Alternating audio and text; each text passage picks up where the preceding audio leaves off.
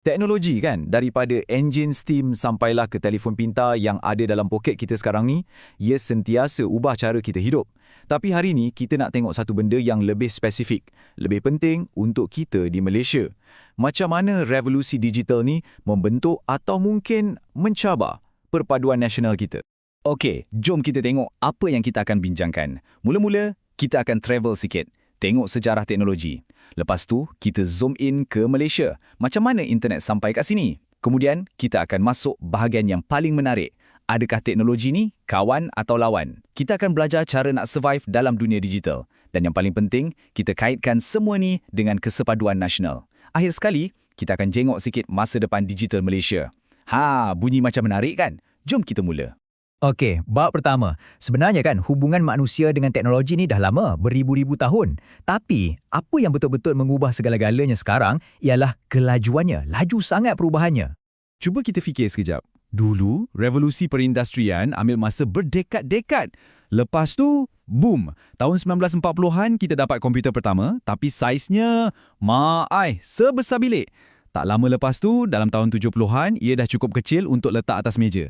Dan pada tahun 2007, benda tu, komputer yang jauh lebih berkuasa, dah boleh muat dalam poket kita. Nampak tak pecutan dia tu?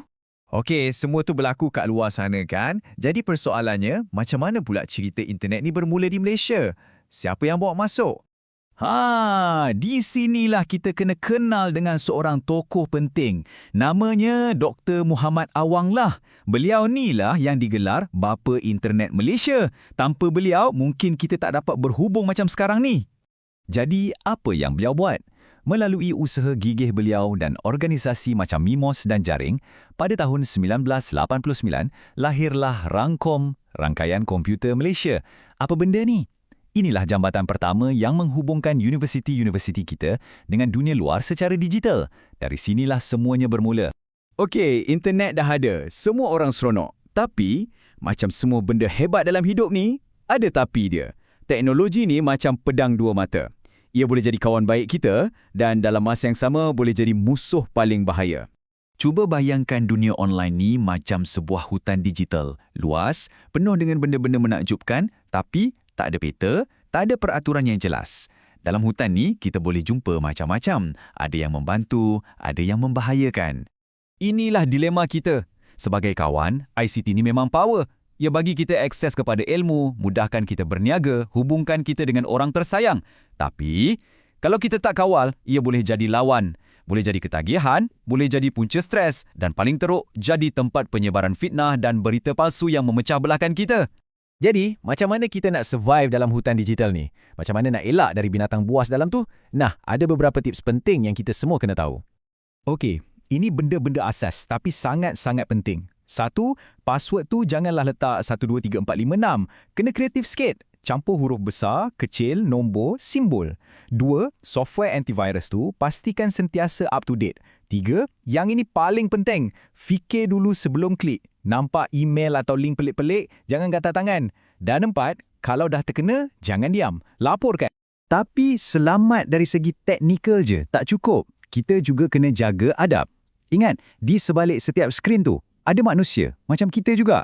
Jadi, simple je peraturannya. Cakap online macam mana kita cakap depan-depan. Jangan jadi orang lain bila pegang keyboard. Dan hormat masa orang. Senang cerita, jadi manusia yang bertamadun tak kira di alam nyata atau alam cyber. Baiklah, kita dah faham teknologinya, dah tahu bahayanya, dah belajar adabnya. Sekarang kita sampai ke jantung perbincangan kita.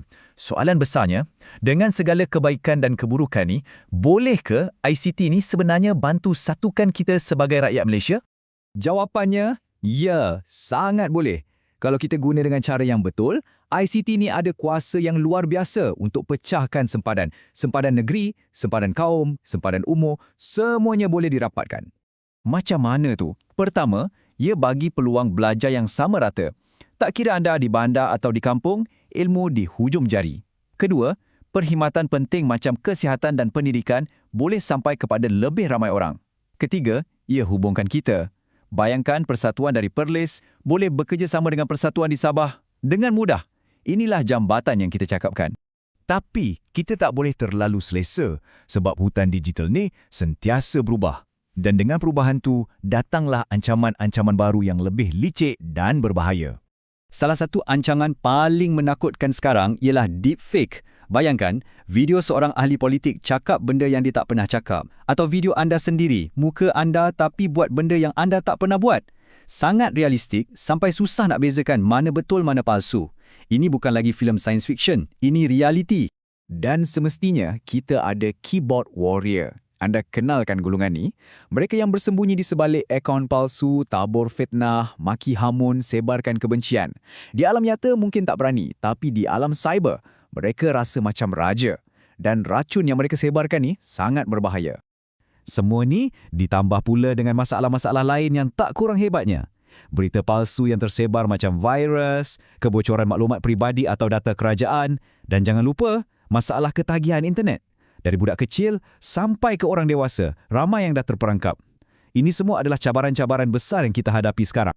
Jadi kita kembali kepada soalan pokok. Di dalam hutan digital yang kita diamini, apa sebenarnya yang sedang kita bina? Adakah kita sedang membina jambatan untuk menghubungkan satu sama lain? Atau adakah kita tanpa sedar sedang membina tembok yang semakin tinggi di antara kita? Teknologi itu hanyalah alat. Pilihan sentiasa di tangan kita. Fikir-fikirkan.